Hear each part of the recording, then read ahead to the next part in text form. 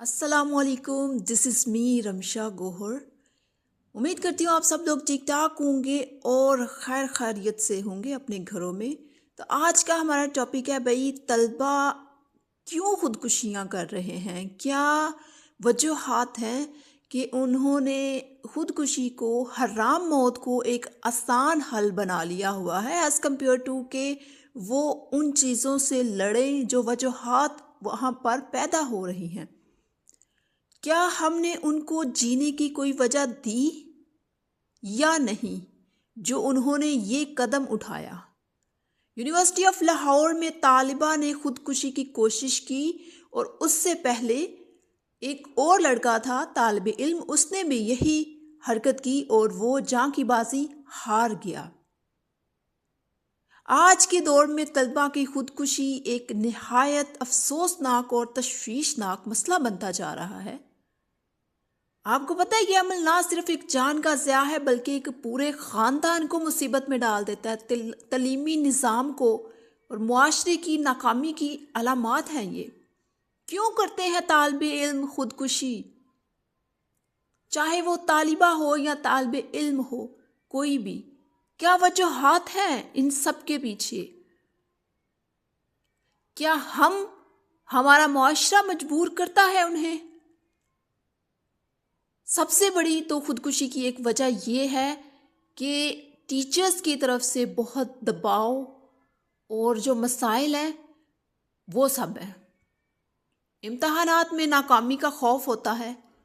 वालिदैन की बच्चों से हद से ज़्यादा तौक़ुआत हैं, एक्सपेक्टेशंस लगा लेते हैं कि तुमने ही करना है, फ़लाँ का बच्चा कितना फास्ट है। टीचर्स को देख लें, उनकी जो सख्ती है और उनकी स्टुपिडिटी कह लें। कुछ फ्रेंड्स ऐसे होते हैं जो बुलिंग रिएक्ट करते हैं। इसके अंदर मुआशी मसाइल भी आते हैं, डिप्रेशन है, कंपैरिजन है। हम अपने बच्चों का मुआवजा करते हैं दूसरों के बच्चों के साथ, हालांकि हर बच्चे का दिमाग जो है वो मुख्तलिफ किस्म का होता है। खुद को नाकाम समझने का एहसास बच्चों में बिठा दिया गया है कि उनका बच्चा बहुत फास्ट है, तुम नहीं हो। अक्सर तलबा के दिल में ये बात बिठा दी जाती है कि अगर हम कामयाब ना हुए ना तो हमारी कोई हैसियत नहीं होगी इस मुआशरे में। ऐसा कुछ नहीं होता। क्या नौजवानों को खुदकुशी करनी चाहिए? हरगिज़ नहीं। खुदकुशी मसलों का हल नहीं है और हीरो बनने के लिए हम ये जो काम करते हैं ना दुनिया की नज़र में, ये वक्ती नाकामी का मुस्तकिल अंजाम नहीं है। ठीक है, कमज़ोरी हमारी हम अपने ऊपर जो हावी करते हैं और बुज़दिल बन के ये हरकत करते हैं, गलत है। इस्लाम, इखलाक और इंसानियत तीनों के मुताबिक ज़िंदगी हर हाल में कीमती है। नाकामी ज़िंदगी का इख्तिताम नहीं बल्कि सीखने का मौका होती है। ऐसे तो नहीं कहते हैं कि फेलियर्स जो होते हैं उनके अंदर जो कॉन्फिडेंस लेवल है वो ज़्यादा इंक्रीज़ हो जाता है। वो फर्स्ट स्टेप होता है आपकी कामयाबी का कि आप फेल हुए, फर्स्ट स्टेप, दोबारा कोशिश करें। कौन जिम्मेदार है इन सारी चीज़ों का? हम, हमारा मुआशरा, उस्ताज़ा का किरदार। ठीक है, देख लेते हैं भाई टीचर्स क्या कर रहे हैं आजकल। सरेआम बच्चों को जलील करते हैं। जो वीक स्टूडेंट्स होते हैं उनको कह दिया जाता है कि तुम पढ़ ही नहीं सकते, तुम कर ही नहीं सकते, तुमने कभी पढ़ा ही नहीं है। सिर्फ नंबरों को ही मयार बनाया जाता है। ऐसा ना किया करे खुदारा। टीचर्स से रिक्वेस्ट है कि आप लोग किस तरह की टीचर्स हैं। टीचर्स तो मामार होते हैं ना, तो वो एक हसास जहन को तोड़ देते हैं।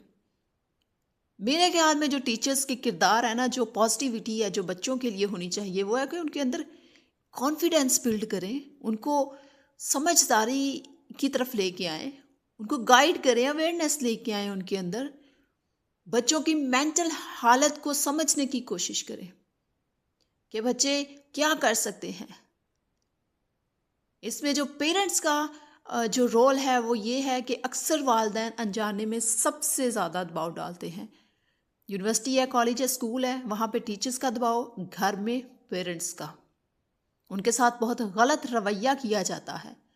हर वक्त दूसरों के साथ कंपैरिजन किया जाता है बच्चों को सिर्फ बताया जाता है कि तुम्हें डॉक्टर और इंजीनियर ही बनना है, इसके अलावा तुमने कुछ नहीं करना। ये तो अपने दिमाग में ये बात फिट कर लो। और बच्चा कोई बात करना चाहे भी तो ये बात कह दी जाती है कि भाई फिट कर लो, इसके बाद तुमने कोई बात करनी ही नहीं और हमने सुननी ही नहीं है। मेरे ख्याल में कि वालिदैन को चाहिए कि उनको बच्चों को वक्त देना चाहिए, उनकी जो एबिलिटीज़ हैं उनको पहचानना चाहिए, उनसे पूछना चाहिए कि तुम क्या करना चाहते हो ज़िंदगी में, क्या बनना चाहते हो, क्या तुम्हारी ख्वाहिश या विशेज़ बताओ। उनकी जो फेलियर्स में है उनका सहारा बनने की बजाय आप लोग ऐसे क्यों करते हैं? पेरेंट्स का सबसे बड़ा फॉल्ट। यहाँ पे हम बात कर लेते हैं स्टूडेंट्स की और फ्रेंड्स की कि वो किस तरह से एक दूसरे के साथ मुश्किल वक्त में खड़े होते हैं या फिर उनका मजाक उड़ाते हैं। आई थिंक सो कि मजाक बनाने की बजाय अगर आपका एक फ्रेंड थोड़ा सा ढीला है तो उसको साथ बिठाएं, उसे बताएं, उसे समझाएं, उसके मुश्किल वक्त में उसका साथ दें। एक सच्चा दोस्त किसी की जान बचा सकता है। ठीक है, हम अपने दोस्तों से ऐसी बातें कह जाते हैं जो हम अपने पेरेंट्स या अपने बहन भाइयों से नहीं कह सकते। तो क्या फ्रेंड्स को नहीं चाहिए कि दूसरे फ्रेंड की हेल्प करे?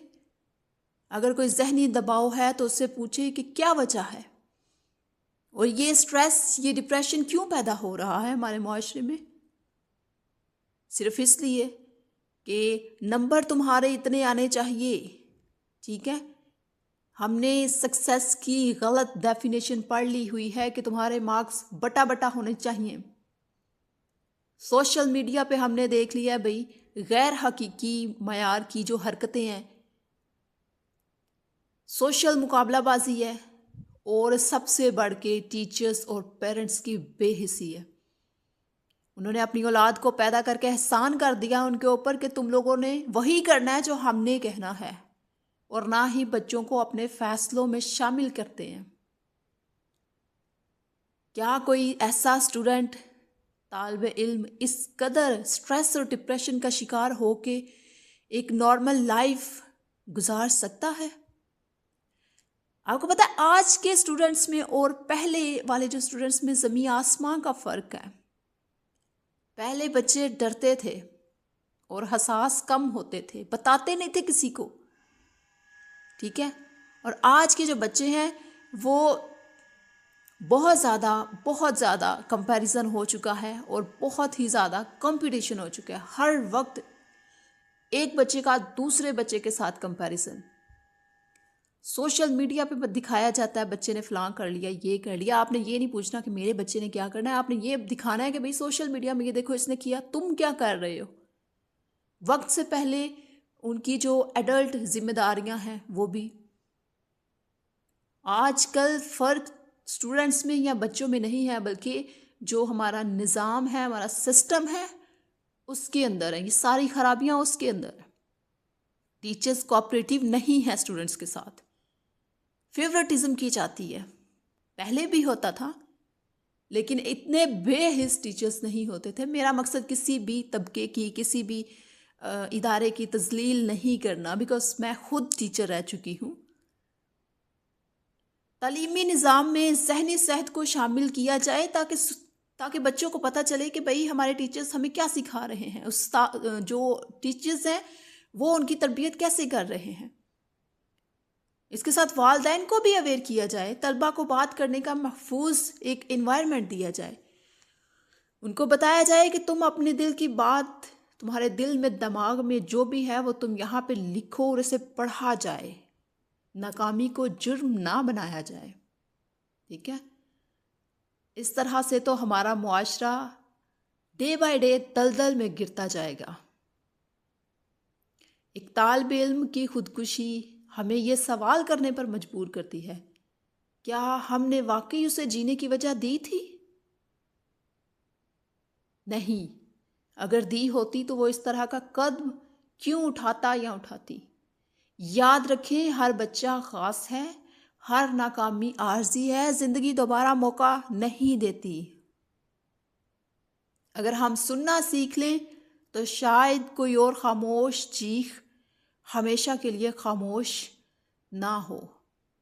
अवैस सुल्तान, जो कि इस दुनिया में अब नहीं रहे, और ये बच्ची, दोनों एक ही यूनिवर्सिटी ऑफ लाहौर के तालिब इल्म हैं। ज़रूर शेयर करें आगे।